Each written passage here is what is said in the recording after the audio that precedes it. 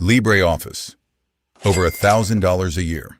That's what software quietly drains from your account once you add it all up. Subscriptions, productivity apps, free trials that renew while you sleep. And almost every one of them has a free open source twin that does the same job. Start with the biggest bill. Microsoft Office runs about $100 a year, and the second you stop paying, opening your own files becomes a privilege. This is the replacement, a 2010 fork of OpenOffice.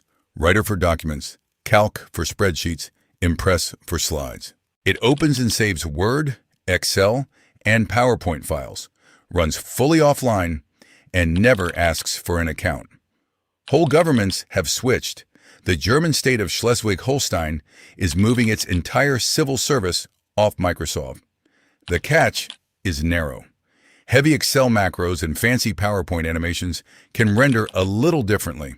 For everything else, it turns a $100 habit into exactly zero, a very competitive price. VLC. Every media player is fine until you open one weird file. Then Windows shrugs and you're downloading something called Ultra Codec Player V7 from a site that looks medically unsafe. This is the fix. It started in 1996 as a campus streaming project at École Centrale Paris and became the most downloaded desktop app on Earth, past 6 billion installs. It plays everything. MP4, MKV, AVI, formats invented by one camcorder company in 2006 and abandoned forever, all in under 50 megabytes. The honest knock is the interface, a gray box that explains nothing and assumes you already know what you want. If a file exists, this thing plays it. It's the cockroach of media players. Impossible to kill. Surviving every format war we invent. Bitwarden. Here's the part most people put off until it's too late. You're one reused password away from a very bad week. This is the free fix, an open source password manager built in 2016 by a developer fed up with LastPass. Its code sitting on GitHub for anyone to audit. It uses zero-knowledge encryption, so not even the company can read your vault. And the free tier covers unlimited passwords on unlimited devices. You remember one master password, it remembers the other 200. Why that matters got proven in 2022, when LastPass, the paid rival, had encrypted customer vaults stolen outright. The honest wrinkle, in 2026, a price bump and a new private equity CEO spooked longtime users. Some call it the beginning of the end. The founder swears the free tier stays free forever. Worth naming rather than pretending nobody's nervous. Either way, switch on two-factor. It's the one lock worth double locking. 7-Zip. At this point, it's less an app than a survival requirement for using Windows.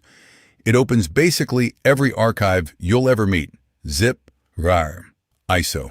And its own 7Z format usually squeezes files 30 to 70% smaller than a normal zip. Igor Pavlov shipped it in 1999. Added AES 256 encryption before most rivals bothered, and then just kept it free. 400 million downloads later, still free. It looks like it was designed in 1999, because it basically was. Nobody cares. It just works in the background. And unlike WinRAR, it's actually free. Not free if you ignore the Buy Me pop-up for the next 14 years. Quick question. How many of these are already sitting on your machine? Drop the number in the comments. And if this is genuinely saving you money, hit the like button. It really does help the channel. PDF 24. You know the moment you need to merge two PDFs or shrink one that's somehow 40 megabytes, and every site offering to help wants your email, your card, and your firstborn. This is the German answer, a free toolbox.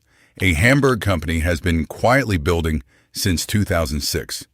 It merges, splits, compresses, signs, runs OCR, and turns almost anything into a PDF or back out. Adobe charges around $180 a year for that toolkit. This asks for nothing. One catch worth knowing. The web version uploads your files to a server, deleted after an hour, but still uploaded. For anything sensitive, the desktop app does it all offline instead, though that one's Windows only. For the 90% of PDF jobs that aren't editing, it quietly does the whole thing. GIMP. Before photo editing became a monthly tax, there was this, the GNU Image Manipulation Program, launched in 1996, making it older than Google. Under the goofy name, it's a full editor. Layers, masks, filters, retouching, even raw photos and Photoshop's own PSD files. For thumbnails, social graphics, and cleanup, it covers what most people actually need. Photoshop now runs about $260 a year. This runs about $0. I'll be honest, the interface looks like a Linux form from 2004, your Photoshop shortcuts won't transfer, and there's still no real CMYK support. But stop expecting it to be Photoshop and it does the job. It's software built by brilliant people who slightly underestimated the importance of looking normal. OBS. If you've ever watched a live stream, a tutorial, or a suspiciously well-lit apology video, there's a good chance this was running underneath it. Released in 2012, it became the default for streamers by solving one problem. People wanted a TV studio setup without TV studio money. It works in scenes. Layer your screen, webcam, overlays, alerts, audio, and cut between them live.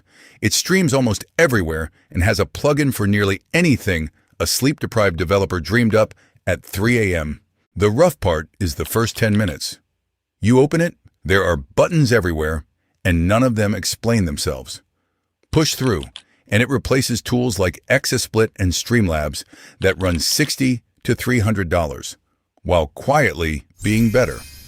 And as impressive as free studio software is, the last one barely sounds legal. DaVinci Resolve.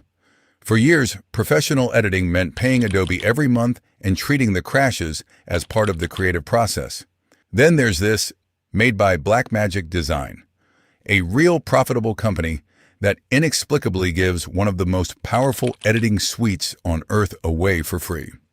Not free trial free, actually free, no watermark, no time limit. And it isn't one tool, it's 4 fused into one. An editor, Fusion for visual effects, Fairlight for audio, and the color grading system the industry actually runs on. No toy either.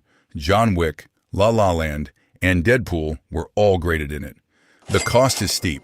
It wants a real graphics card, and opening it feels like being dropped into a NASA control room. But here's where it stops feeling fair. Premiere bills you every month, forever. This is free. And before the comments riot, yes, there's a paid version, but the studio upgrade is one payment of $295. Once. Never a subscription.